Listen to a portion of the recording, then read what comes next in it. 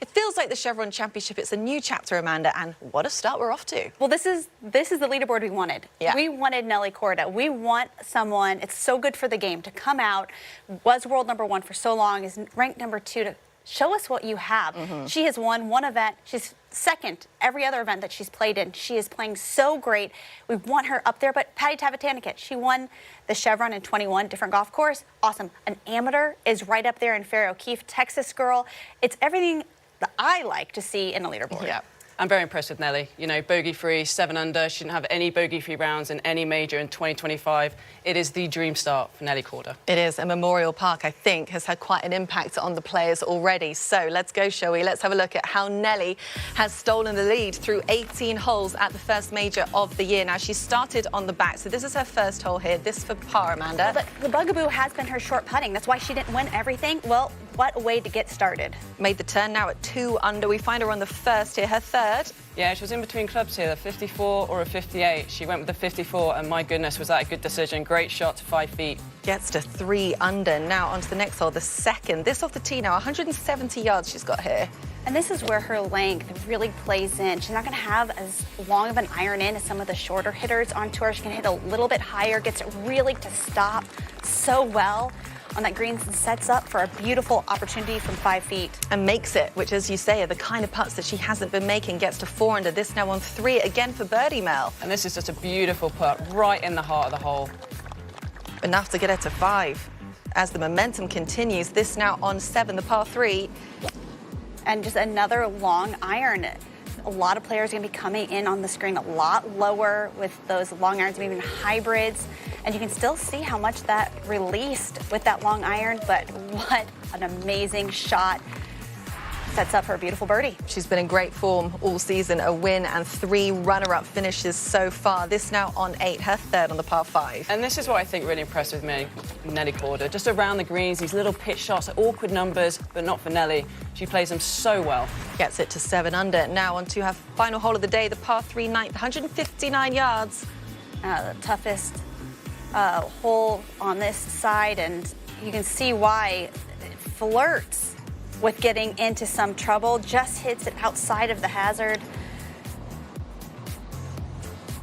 Not too difficult of a chip shot. She had quite a bit of green to work with, but still had to really judge the release, and a good way to end the round, saving par. It's a great start for the world #2. Won this event back in 2024, which was her 5th straight win that season. So let's hear from Nelly after a strong start. There's been a lot of chatter online recently about setups for major championships. What do you like to see when you come to an event like this? You know, I think it should test every part of your game. I just think, you know, it should just play long and tough. And how did you think the setup was today?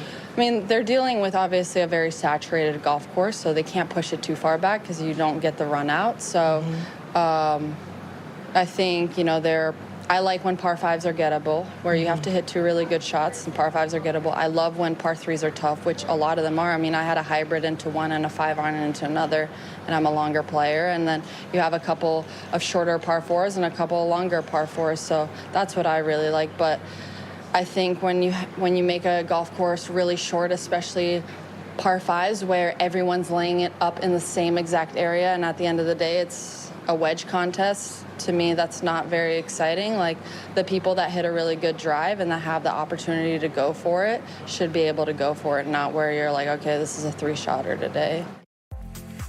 It's an interesting point that Nelly Korda makes. Before we talk about that, just have a look at her record at the Chevron Championship over the last few years.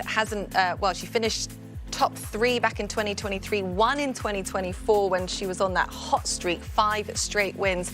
And going back to 2020, you're looking at 2 different courses there, but overall always a strong finish. Let's talk about that course setup and why she likes it long, Amanda. How does this play into her game so successfully? There are a few players I thought of that I said this is a golf course that's going to fit their games, and it's someone like a Patty Tavatanakit, one of the longest players on tour, Nelly Korda. She is 5th on tour in driving distance. She leads the tour in strokes gained, tee to green, #1 strokes gained off the tee. And I thought there was actually quite a few good examples when we were watching of, okay, why does this golf course suit someone like Patty, like Nelly so well? And one was the 7th hole. She talked about those par 3s, you know, being able to hit longer irons, heading a long iron in, but having her length be an advantage. Being able to hit an iron, be able to have it not run all the way out, being able to get it to stop in a good spot, set herself up for a birdie. This is the 3rd hardest hole on the golf course. And then also she's converting these birdies. We mentioned that putting has been, you know, a little bit of an issue, especially those short putts. She had none of that today. She putted absolutely beautifully with 24 putts. And then this is a great, we heard really all the last few days, the players saying it is a long hitter's paradise, that you can just kind of grip it and rip it, because even when missing fairways, like on the 8th, she misses that fairway, one-handed finish, and it really never got her in trouble. She still had a birdie opportunity on that 8th hole, and she went birdie, and it shows you Patty Tavatanakit and Nelly Korda, they only hit 7 fairways today, and they're leading, you know, 2nd on the leaderboard. And this is the type of golf course that you can see why the players were talking about length being so important. Yeah, I mean, I think we've talked about it for years. And I also think, I want to say, I think Nelly's done some fantastic work in the off-season. You know, I think she was quite frustrated with last year. She wanted to have won more tournaments. And I think that she worked with David Whelan over the winter. She was a bit concerned that she was getting a little bit too laid off. They've worked a little bit on that. And she also said that she was kind of lifting up a little bit in a spine angle on her backswing. I can see it in just in the first few events that she has corrected that, and she's done some fantastic work, which means she can get down on plane easier, she can have the confidence to rotate as beautifully as she does and be able to get this thing started online with confidence. I'm very impressed with her. She also took last week off at the JM Eagle to prepare for this week. She knows it's a tiring week. She kind of saw the weather, knew that maybe she wouldn't be able to practice or prep maybe as much as she would have liked. So I think that's a smart decision, even though it was a hard decision for her to not play JM Eagle. But I think everything is looking very, very good for Nelly Korda, and I'm very impressed with the way that she put it today. Like you said, that's a little bit of an Achilles heel for her. Not today, so we'll see if she can carry it on the rest of the week. How important is Nelly to this championship, being at the top of this leaderboard, and the momentum that it builds as we start really this new chapter at Memorial Park? Well, she's not just important to the Chevron Championship, she's important to the LPGA. She's important to girls golf, women's golf, to also have a star. I know the amount of winners we had last year was really fun. You know, that was kind of the storyline. But it is important for the tour to have kind of a face of the LPGA. And when we were playing, I mean, it was Lorena Ochoa, Yanni Singh for a long time. Then you have obviously Annika. You can go all the way back to Nancy Lopez. You kind of need that face of the LPGA, and that is Nelly Korda. So to see her win all those second place finishes, and then right now on top of the leaderboard, it's great for the game.